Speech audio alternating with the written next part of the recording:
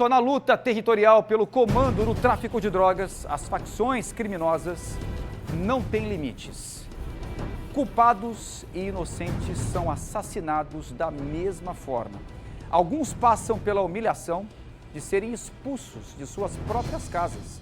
Outros permanecem, mas recebem a famosa disciplina do crime, onde são espancados e os vídeos são feitos e postados nas redes sociais para deixar bem claro quem é que manda naquele território. Esse é o retrato da atuação de facções nas cidades de João Pessoa, Bahia, Santa Rita e Cabedelo, onde criminosos até de outros estados tentam se instalar.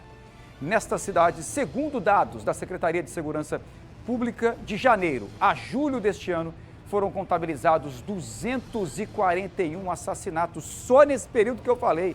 É o que mostra agora a reportagem da Glaucinha Araújo na tela do Povo.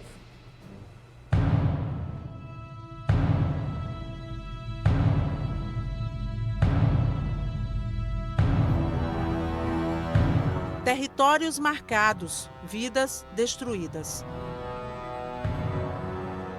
Ele não era envolvido, ele não vendia droga, ele não teve envolvimento com ninguém.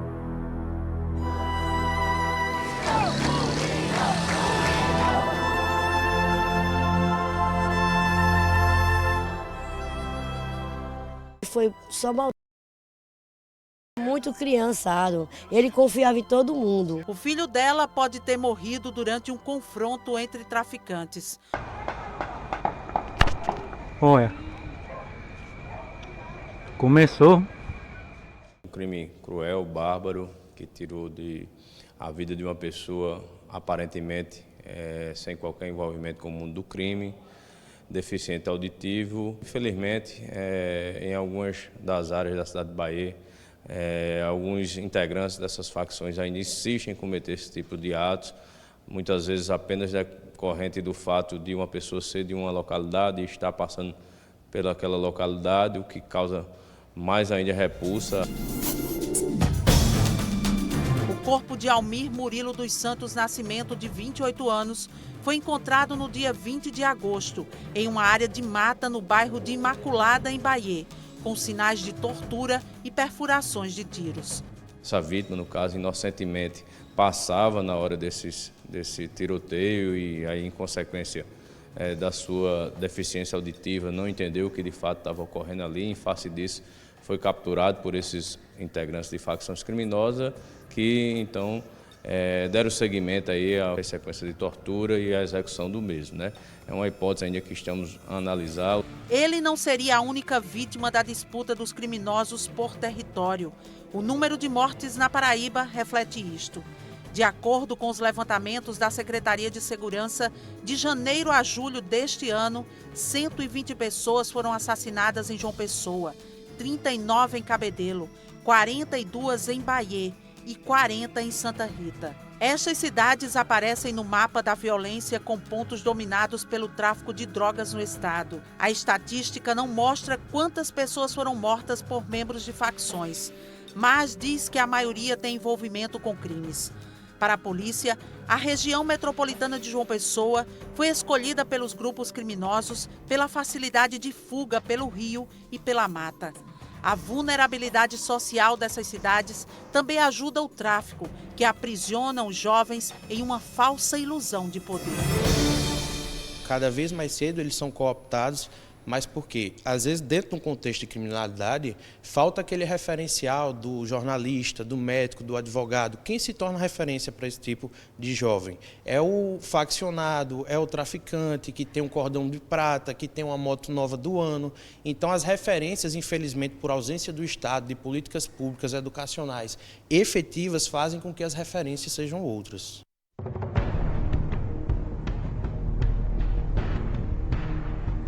São soldados prontos para atacar com armamentos de guerra.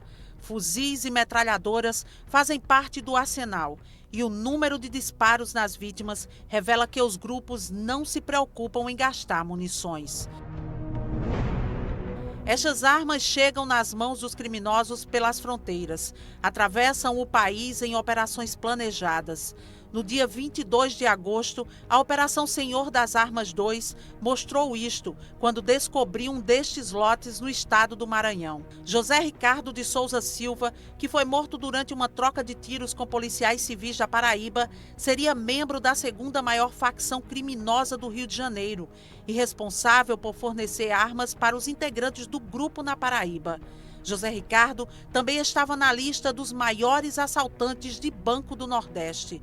Na casa que ele estava, foram encontradas armas, entre elas 2 fuzis.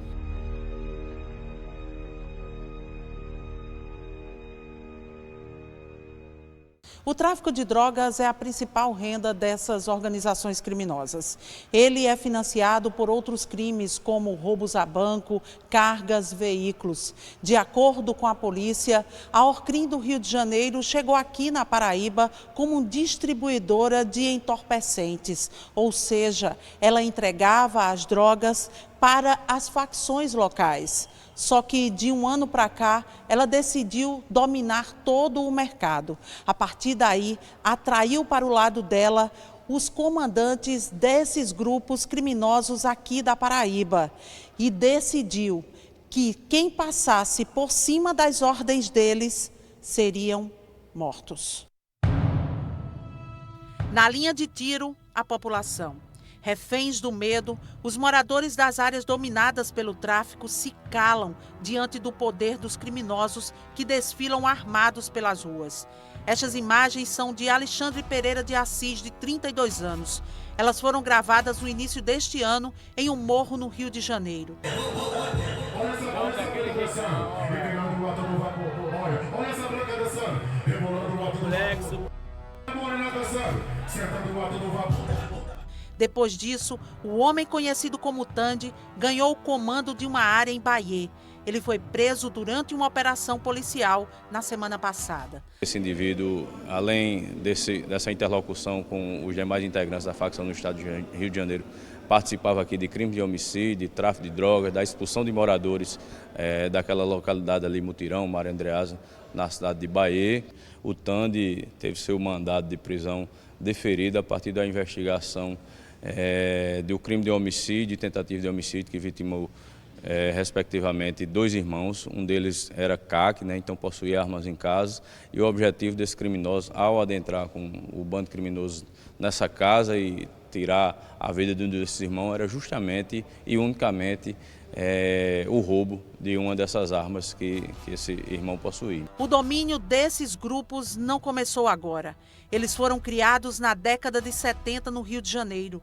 Com uma estrutura definida, formada por líderes e subordinados, eles foram ganhando espaço e desafiando as forças de segurança no país. A Paraíba entrou na rota das organizações criminosas do tráfico com maior força em 2000, segundo os especialistas.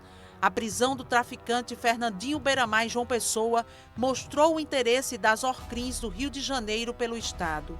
Hoje, as facções criminosas criadas na Paraíba estão sendo ameaçadas pelas siglas cariocas.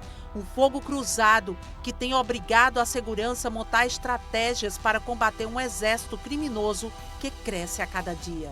A gente vem travando aí investigações profundas, deflagrando operações aí contundentes, prendendo criminosos, apreendendo armas, grandes quantidades de droga. Inclusive, não é o que a gente espera, mas até criminosos morrendo em confronto aqui com a gente. Nas 2 últimas operações que a gente deflagrou, em cima dessa Orcrim especificamente, foram cerca de 50 prisões. 8 armas de fogo, sendo delas 5 fuzis, um deles uma .50 de grosso calibre, grande quantidade de droga, mais de 100 kg de maconha, quase 20 kg de cocaína, dezenas de munições aí apreendidas e enfraquecendo, pouco a pouco, essa Orcrim que tenta tomar aqui a Paraíba. Mamãe, te amo, meu filho.